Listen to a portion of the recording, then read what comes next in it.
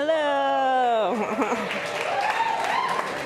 So that was from a scene from the Lorax, and it connects with tonight's message, I promise. So for some of you that came in late, we're not lazy in our setup tonight, and the backdrop is intentional. So we are studying the book of Nehemiah, and again, this is kind of to show the destruction that was happening as we see the book of Nehemiah, and we're going to journey into it and as our next series for the next couple of weeks. So as we sat down as a SALT team and talked through what would be a good book, this is the one that came up as there were hints about thinking about summer and the different things that are going on through your minds related to summer. And so I found these like really funny little sign things. So I think right now you guys have like warning signs of what summer is going to be like. And so here are some pictures of what the SALT team summarized, right? There's like sunny days ahead, right? So just like our Frozen clip that we saw earlier. Next, probably there's opportunities. You know, some of you have some internships that you got this summer, some like paid internships that you got this summer, but maybe for some there's uncertainty, right? There's still things that you are navigating, unsure. Maybe there's challenges as you think about, oh man, the things that I've been able to neglect are going to catch up to me now, and I don't know what home looks like. And so there's probably tough decisions ahead in terms of what you're going to do this summer or even next year.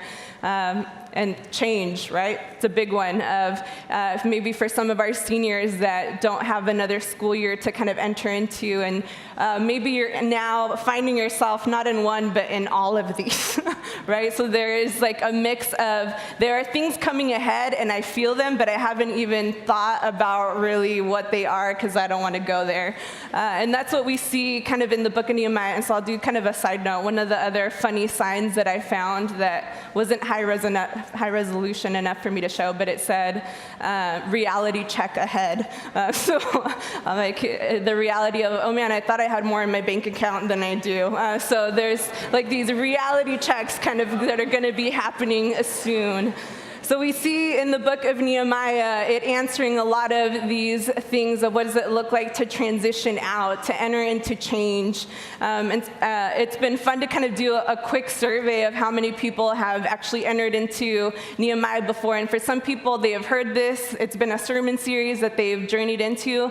But for a lot of us here, it is a new book that you don't know really anything about. And so I think as I intro, again, we're going to keep talking about Nehemiah, but as I intro into this first section, I think that there are a lot of things that are coming our way, that there are these coming soon, up ahead kind of moments. And what I want to enter into Nehemiah is answering this question: how are we responding to the coming change, the broken, the new, the unknown areas in our lives? So how are we responding to these things that are coming ahead of us that we don't know really what to do or haven't given the time to think about them? So let me set up Nehemiah for you as best as I can, and then really dive into why I see these connections for you all in this new coming, what is ahead.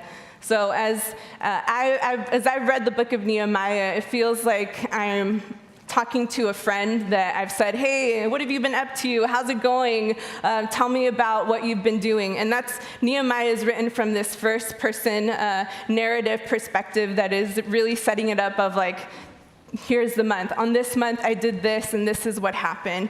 And Nehemiah is one of these books that the different times that I've read it, it's spoken different things in different seasons of my life. But he and the way that he speaks and the way that he writes life is like one of those friends that tells you about their day or tells you about an experience and is speaking truth to you that you didn't ask them to, but you're like, man, how are our stories so similar that you are speaking to me right now, you are challenging me, and that is what the book of Nehemiah is for me. So Nehemiah, how do we start, and how does this book start? So some context in history, like we start really hearing about Nehemiah in his adulthood. So we don't know anything about his childhood, his youth. Like we find him in this place where he is an adult and he is in this position of power. And so he is a product of an exile. So he is now in this place that after 70 years of their family being able to return back to the exile, he still finds himself in this exiled place. He has freedom to leave, but he is here still in this place. And so we find that the book opens up in that setting where his brother comes with some friends, so they're back at their hometown, and they come and visit Nehemiah. And so he asks about what's going on back in Jerusalem, what's going on back with the people and the place. And so this is what they replied to Nehemiah as he asked and inquired about what's going on back home. And so Nehemiah 1:3-4 reads this. They replied, "The survivors there in the province who escaped captivity are in great trouble and shame. The wall of Jerusalem is broken down, and its gates have been destroyed by fire. When I heard these words, I sat down and wept and mourned for days, fasting, praying before the God of heaven." So again, he is getting this report from back home, and he is saying, all right, we've been back from the exile 71 years. So this is like they have been back in Jerusalem free for 71 years, and the temple has been rebuilt. And this is what we see in Ezra. There is rebuilding of the city, rebuilding of the people, but the walls are still broken down. And so as you think about 71 years later, there is still brokenness within this exiled community. And so when Nehemiah hears this report, his first reaction is to mourn and weep for the brokenness that he hears. And he enters into this long prayer after this section. He enters into a long prayer of saying, I prayed day and night, and praying to God, really saying, what is going on?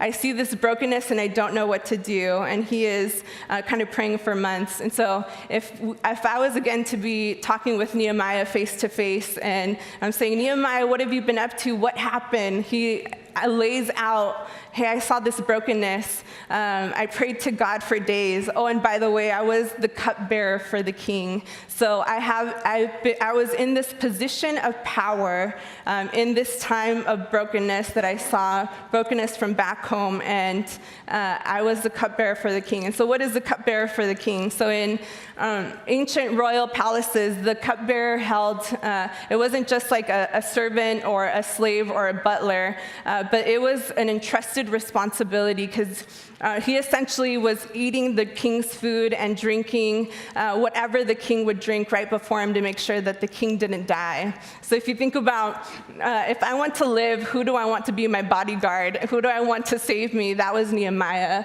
He had the trust of the king. And so what I find really interesting is that as he hears what is happening back home, he doesn't use his position of power to say, all right, king, let's go and figure out what's going on. But there's actually 4 months that he goes into praying. There are morning and evening he is praying. He is fasting for these 4 months. He holds his position of power with humility. And that was just a really interesting thing for me to know of that waiting period that he entered into.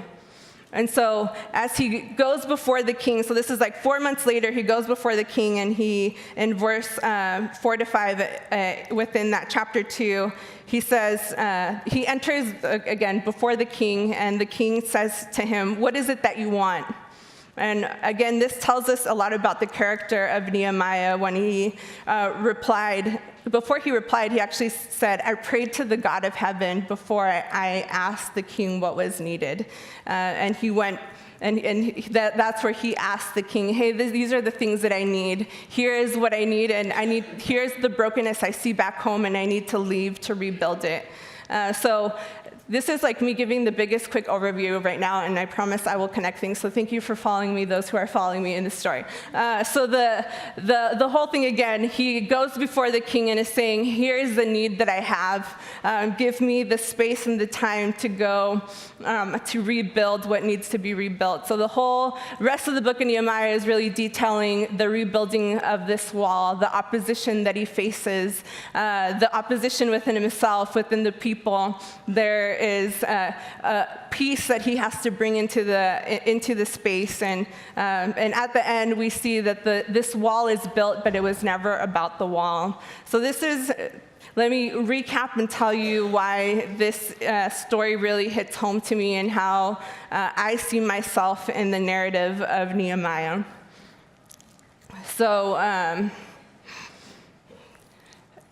I relate to Nehemiah in being part of an immigrant community. So my parents immigrated from Mexico to the States, and I am a first generation here. And because of their sacrifice, because of the things that they did, I was able to, and because a lot of God's guidance and his grace, I was able to enter into educational spaces that I wouldn't have otherwise. I was able to get degrees, and so I got my undergrad degree and my bachelor's degree, and I got my master's, and now I'm in this place within a university context, and I'm thanking God for the ways that I'm able to influence and make changes. And context of my family, my dad is from a city in Mexico that is pretty much known for their drug wars. That in that town, you can't be kind of without, you're either with one, a drug war and drug lord, or the other. There isn't, you just are not involved. And over the years, we've heard of increased violence that's happening there. We've heard of the peaceful place that my dad once knew is now no longer that peaceful place. It's no longer the hopeful place, the place of rest that he had once known.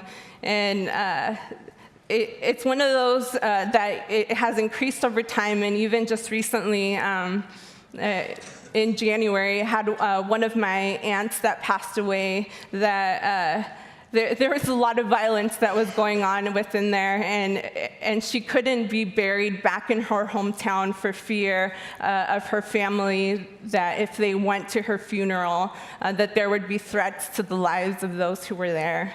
As I hear about brokenness that's going on in this hometown that I don't really know too much about, it's been years since I've been back, but that I know people that are there, my heart broke and wept and mourned like Nehemiah.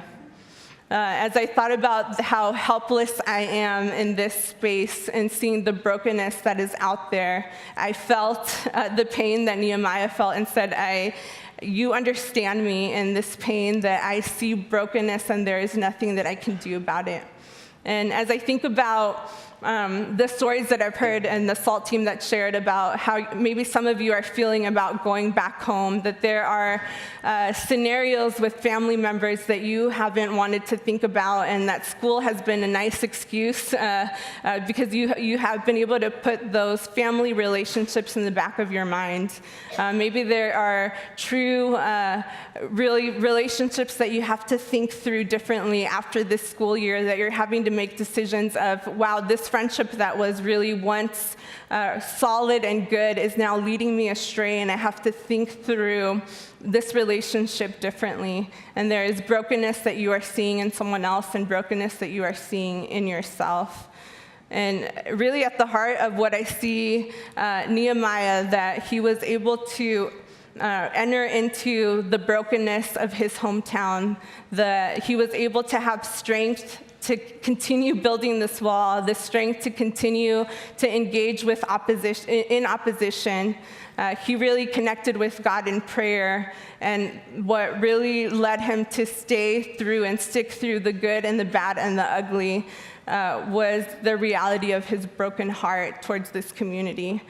And as I think about my family story, as I think about a current relative that is going through addictions again, as I think about broken relationships that I have, what God has convicted me through Nehemiah is the reality of, will I allow my heart to be broken for the things that matter? Will I allow my heart to want to be in the rebuilding process, not because it just makes me uncomfortable to see brokenness, but because I love and see hope within the brokenness? And I think that's part of what I want to communicate to you guys, that whatever brokenness that you are even feeling uncomfortable thinking about as you think about this summer, as you think about relationships, maybe it's with a parent, maybe it's with a sibling, as you think about the broken relationship there, I think at the core I want you to look and think about Nehemiah and how he allowed his heart to be broken, and that is what led him into a longer commitment to stick with that which was broken and see it to the restoration process, to see the hope at the end of what it could be. And maybe for some of you, you're like, my summer is sunshine and happy and butterflies. Like, that's a sunshine ahead sign. That's what I'm going into. If this summer feels like a pause for you, if this year has been enough and summer is like a pause and I just need a break, could I remind you that you are needed within this kingdom and that there is a lot of brokenness around still that needs your presence, that needs your influence, that needs your voice? Would you allow your heart to be broken for the things that matter? Because you have been placed in a position of power, really. Even though you may not feel powerful being in a university setting, your education that you've gotten, who you were back in August is not who you are now. You have so much wisdom now. You have learned from mistakes. You have learned from friendships. You have journeyed through, and you have more to give than you know. You have more respect of others than you know. And so would I encourage and challenge you to rise up and build this summer and this next school year, whatever it is that the Lord is placing on your heart. Some of you already have that. Some of you already have a thing on your heart that you know is broken. Maybe it's a system. Maybe it's a family member. Maybe it's something even within yourself that you know is broken and needs to be fixed. And would I challenge you to rise up and build, that you can do hard things, that you were given the strength of community, the encouragement of community, the strength of God to be able to engage in these hard things. So this is kind of what, as I thought about more of this love concept, this is the passage that came to my mind, was 1 Corinthians 13. So I'm going to read it to you. 1 Corinthians 13, 1 through 3. So this is the beginning of maybe what you've heard many times of what comes afterwards. So let me read it. If I speak in tongues of human beings and of angels, but I do not have love, I am a clanging gong and a clashing cymbal.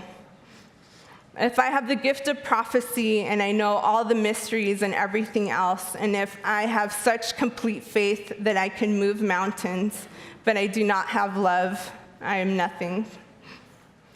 If I give away everything that I have and hand over my own body to feel good about what I've done, but I do not have love, I receive no benefit whatsoever.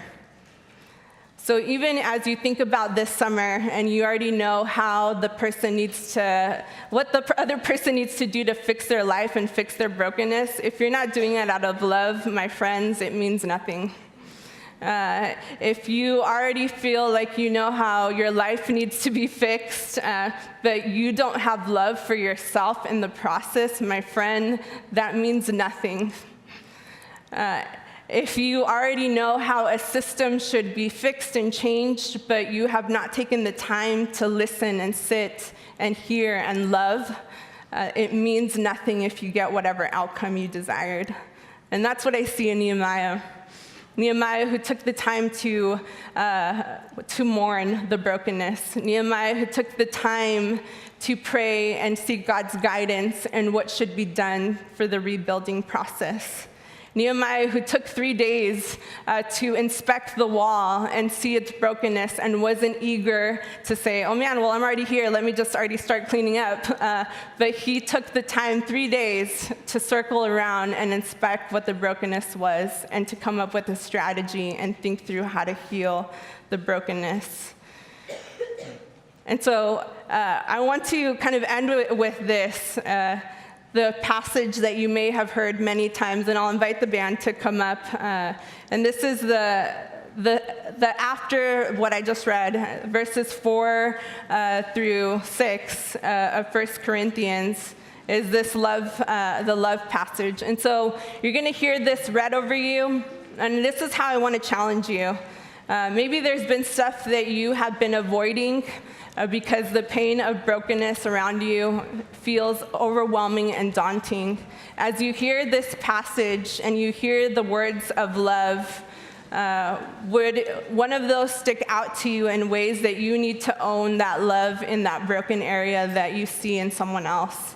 So again, maybe it's patience, maybe it's kindness. So think through what that is and how you need to live love differently with the brokenness that you see in someone else. Maybe it's a system or, again, something within you. If it's something within you that you know you have felt shame over, that you know that you have, you know there's a brokenness within you and you don't know how God sees it, would you hear this passage read over you and be reminded of a God who doesn't just see your brokenness and feels annoyed by it or feels uncomfortable with it, but that he sees it and sees potential, that he sees it and sees hope. And so as you hear this passage read, if there is brokenness within you, brokenness that you even foresee yourself having in that new position, maybe it's that summer position that you don't feel qualified for, or that next job, or even leaving APU that you don't feel ready, would you hear again the words of love over you and a God who sees the potential and the beauty of what you can be? And after this, we're going to engage in a couple of songs of worship. And I really want you to pray and think through, if you are in that space of this summer feeling like it's a pause, pray right now and ask God, what is it that I need to have a broken heart for? Because my friends, you are needed. You are needed in the brokenness around us in our world. And through the grace and power of God, I believe he will give you a passion or something to really strive for the summer so you can rise up and build that. And maybe right now you just need to pray for that broken relationship or family member that you have felt irritable with, that you just want it to be fixed and move on and get over it. But maybe the Lord is calling you to patience and to love the process of the brokenness, and to not just love brokenness, but again, love the potential of what it can be, because that is what Christ did for us. So listen to the words of 1 Corinthians 13. Love is patient. Love is kind. It isn't jealous. It doesn't brag. It isn't arrogant. It isn't rude. It doesn't seek its own advantage. It isn't irritable. It doesn't keep a record of complaints. It isn't happy with injustice, but it is happy with the truth. Love puts up with all things, trusts in all things, hopes for all things, endures all things. Love never fails.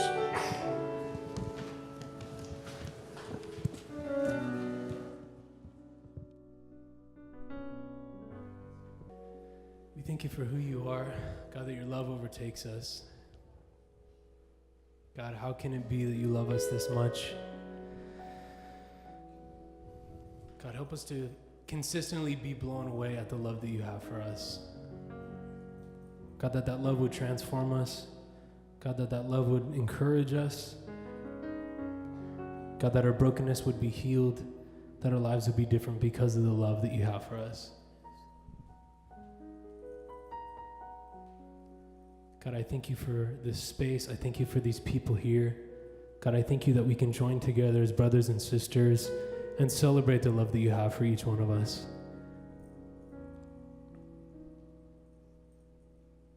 So we thank you and we praise you. Thank you for being so good. God, amidst the brokenness, amidst the struggle, amidst the loss, God, you are still good. You are still constant. You are still there.